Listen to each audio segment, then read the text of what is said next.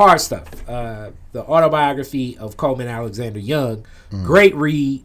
I suggest reading it, and he speaks explicitly about the racism, like almost like the forward is a forward saying racism in Detroit is real. And his family came here, escaping his father murdered a Ku Klux Klansman. Coming here, his grandfather murdered a Ku Klux Klansman, came to Detroit in the middle of the night after this murder, because that Klansman was also on the police department in Alabama. And he's like, even comparable to what we faced in Alabama, racism here was in a different tone and temperature. And this is still a very bureaucratic city. And Coleman's explicit policies of 50-50 hiring and 50-50 contracting black-owned businesses, because it's that many black people, was applauded at a time when he was first elected. And looking back at it, it's what many people outside the region, when we think of like Metro Detroit, what caused a lot of the segregation. But looking back at it, what do you think of practices like that? What do you think of that exists? Because there is still so much segregation that exists in this region. And does it take like explicit practices like that to get the inclusion of black people into a city that is 80% black? What's your take on stuff like that? Did take steps back?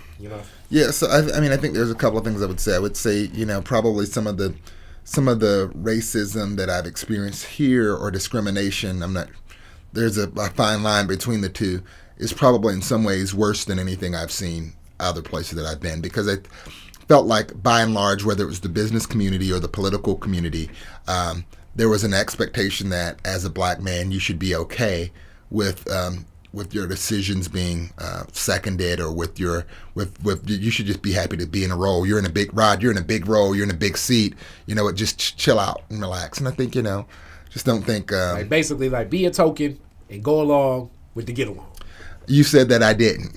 Yes. What I would say though is that there definitely was a sense that what makes you think that you can actually make certain types of decisions, or that you can actually have a voice that's your own voice.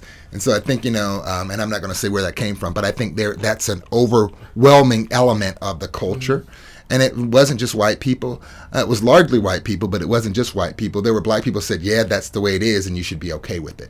Now, as you talk about the black people that say, yeah, that's the way it is, I still I agree. That does exist. It is a certain, like, yeah, that's just how things happen here. The ones that can actually influence things are the ones that say that's the way it is. The others that can't actually influence things are the ones like, man, you could fight the power, but you fight the power by exactly, yourself. So that's the dichotomy. Yeah. It's the person that, yes, it's like, like the headaches that God forbid. Like I always say, it's like, God forbid you're at a table of influence where you can provide this opportunity to somebody that never got that opportunity, where you're not going to be ostracized, because those risks that Coleman Young took in the 70s, in the 80s, are the direct reason why federal and state resources continue to stop coming to Detroit, because it was like, yo, you're going to be like that? Well, then we're not going to give you the access to that anyway. Yeah. So it's like, we're going to stop. We're gonna make sure that the HUD funding that comes to Detroit either goes through the people we want it to go through, or you ain't getting it. Well, right now as a consultant, I'm doing a lot of work in Puerto Rico, and I see a lot of parallels there. When you look at their entire economy, including the things that led to the bankruptcy, have been completely the byproduct of U.S. policy towards Puerto Rico for the last 100 years. But now, as things are crumbling, it's like, oh, the incompetent, corrupt people in Puerto Rico are the reason why they have these financial issues. Yeah. And now, unfortunately, this sad hurricane has taken it down to another level.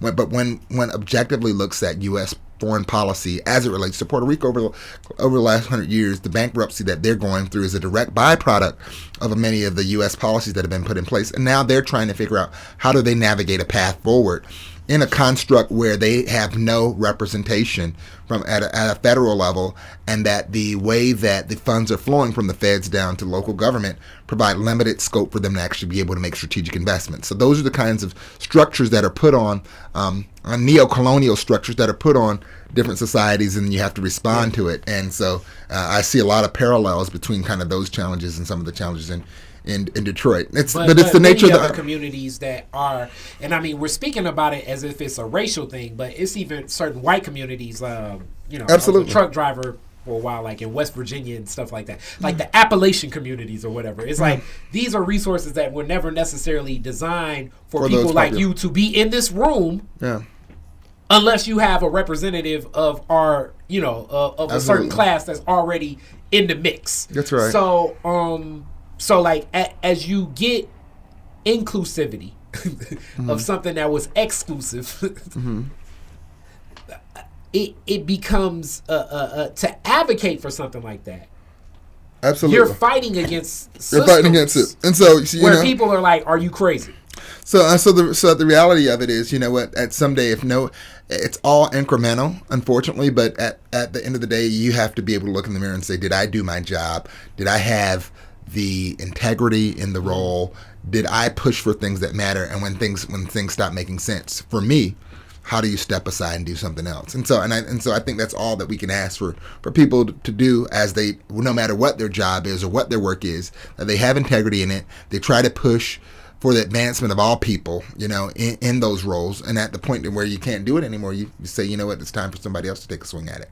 Black revolutionaries, distillery owners, Italian fashion retailers, and Motown Grammy winners all share their best stories never before told in any other media outlets on Detroit is Different. Visit DetroitisDifferent.com or download the Detroit is Different app on Apple's App Store or Google's Play Store.